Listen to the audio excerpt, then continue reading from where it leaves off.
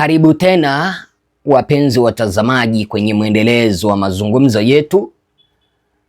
Mimi ni mtangazaji wako bana Ezra. Ninakuomba usikilivu mwema na tafadhali like video, ninakuomba. Seneta wa kaunti ya Nairobi Edwin Sifuna ameweza kufichua jinsi ambavyo walinusurika mitego ya mauaji, tunaweza tukasema, ambayo ilikuwa imepangwa baada ya ndege ambayo walikuwa wameabiri kutoka Nairobi na hata kutoka Kisumu, ama kutoka Nairobi ninaweza nikasema, iliamua kupeana nyaraka zao, details, kuelekea kwa serikali, haswa wizara ya usalama wa ndani. Wametoka Nairobi saa ngapi, watafika Kisumu saa ngapi, na wameabiri ndege ipi. Unajua sasa hivi nayo watu ni wengi ambao wanawatafuta akina Sifuna. Number one, kuna baadhi ya goons ambao wamepewa kazi na akina Oburu Odinga. Wakipata Sifuna eti kwa sababu sasa ameenda kinyume na Oburu, wanaweza wakamuumiza. Sasa imeweza kubainika kwamba ndege ambayo walikuwa wameabiri kutoka Nairobi, viongozi karibu wote walikuwa pamoja. Akina Sifuna, akina Babu, akina Orengo, akina Osotsi walikuwa pamoja kwa ndege moja, akina Barongo walikuwa pamoja kwa ndege moja. Kuna taarifa ambazo niliweza kupokea jana kwamba seneta wa kaunti ya Kisii Richard Momoei Munyonka aliweza kushambuliwa upande wa Kondele walipokuwa wanatoka kwenye mkutano wa Sifuna upande wa Kakamega. Sasa huu mkutano wa Sifuna umeweza kukua mwiba na umeweza kupangua hesabu za Oburu Odinga kwenda kutafuta power kwa serikali. Sasa wameamua kutumia goons. Sifuna, naomba tuweza kulisoma lile chapisho ambalo ameliandika, alafu tutachanganua kwa undani jinsi ambavyo ameweza kusema. Sifuna yapita masaa mawili ameweza kuandika hivi: by God's grace.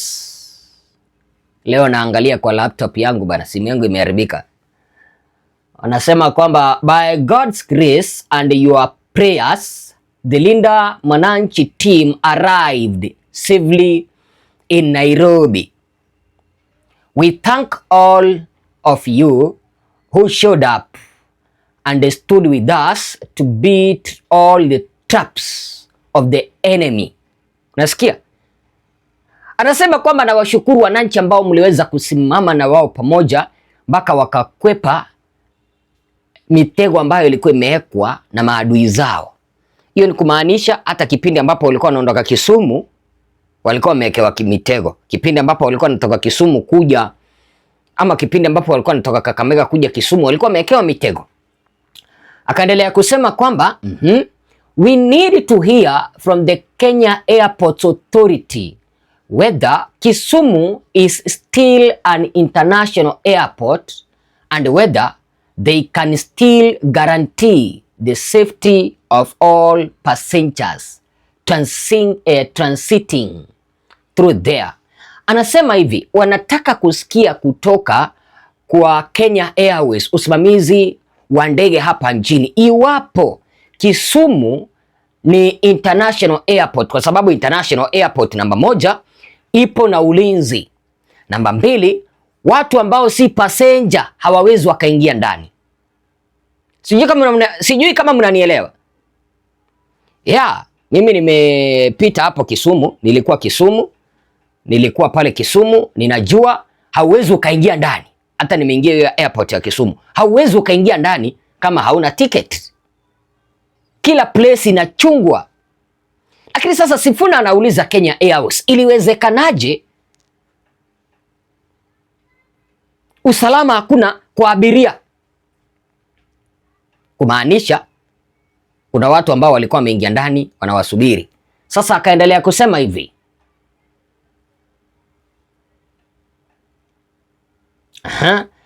how they allowed goons to barricade the airport needs to be explained. Kumaanisha hawa goons waliingia mpaka ndani ya airport. Sasa hawa goons waliweza kuwazuia wasiondoke au kupita. How they allowed goons to barricade the airport needs to be explained. Yaani wacha nikuulize, siku hizi mpaka airport imeanza kufanya kazi na goons na majambazi. Akaendelea kusema,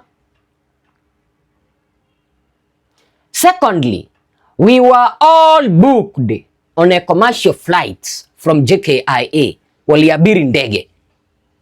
Hiyo ndege ambayo unaiona hapo waliabiri pamoja, wakiwa Sifuna, Orengo, hao viongozi wote. Wanasema hivi, how they airlines shared our itinerary with the ghouls in the Ministry of Interior, knowing full well they were endangering our safety. Nasikia? Anaeleza kwamba waliabiri ndege kutoka JKIA Nairobi na hata hawakupita wapi? Hawakupita sehemu zingine kama vile barabara, kwa sababu wanajua. Sasa wanaeleza kwamba ministry ama ukipenda Kenya Airways iliweza kupea ministry ya usalama wa ndani ambayo inaongozwa na Kipchumba Murkomen na msaidizi wake Raymond Omolo details, kitu ambacho kiliweza kuathiri usalama wao. Inaonekana kwamba sasa hizi details ambazo ziliweza kupewa Ministry of Interior ndio waliweza kupanga goons. I can confidently say that, kwa sababu Kenya Airways it collaborated with the Ministry of Interior. Ministry of Interior wakapanga goons according to the details. Akaendelea kusema kwamba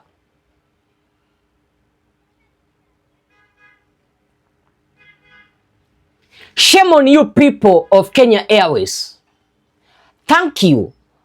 We received intelligence and changed our travel arrangements. This is not the sort of country we want to live in. We must change it. We will change it inshallah. Blessed Sunday. Anasema kwamba walilazimika kubadilisha ndege. I think kipindi ambapo walikuja na ndege tofauti.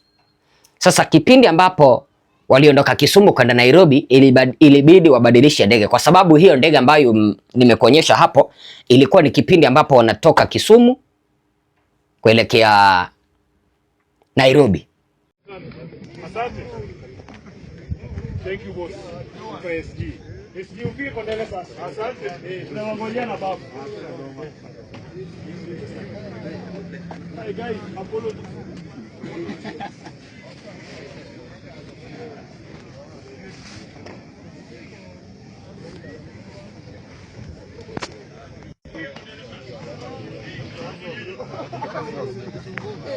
Tumetosha. Babu. Umechukua pilot. Naomba kupeleka hivi. Ngoja utaona. Tunaenda Canaan.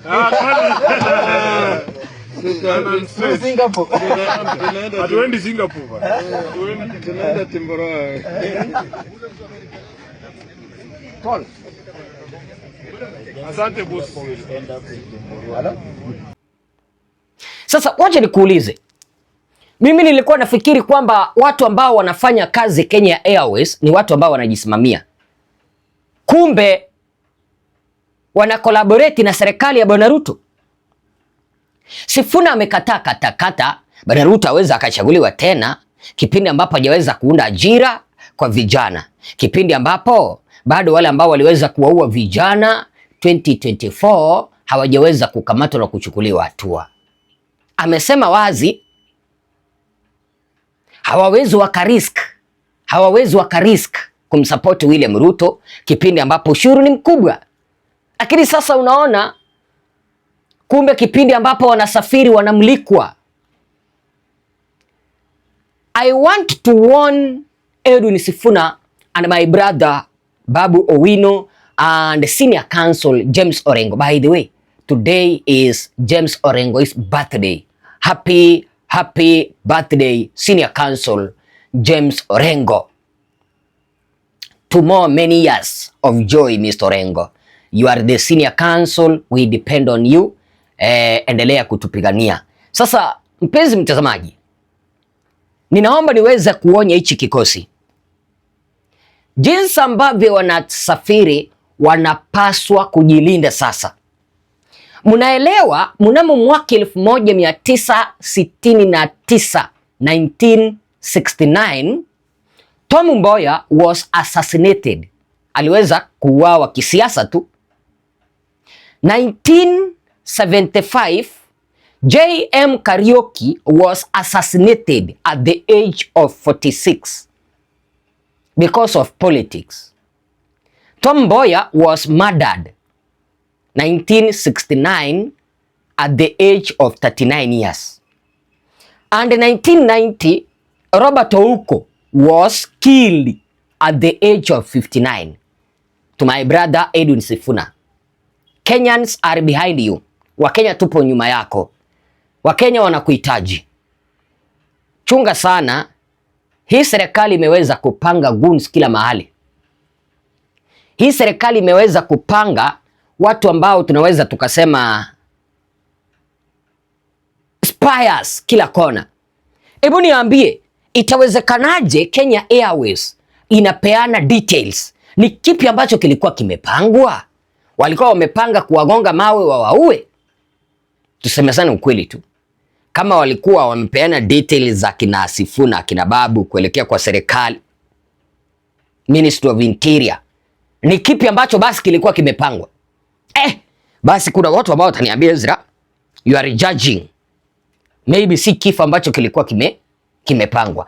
Ni nini ambacho kinafanya mpaka serikali kuweza kutafuta jinsi ambavyo hawa viongozi wanasafiri? Wakenya si wajinga, kuna jambo ambalo lilikuwa limepangwa hapa. Na mimi ninamuonya Edwin Sifuna awe makini. Na kikosi chake wawe makini. Wameweza kuvuruga matumaini ya William Ruto kurudi madarakani. Sasa wamewapangia kwa sababu wameshindwa kuwanunua vijisenti, kuwapea vijisenti muwasapoti jinsi ambavyo unaona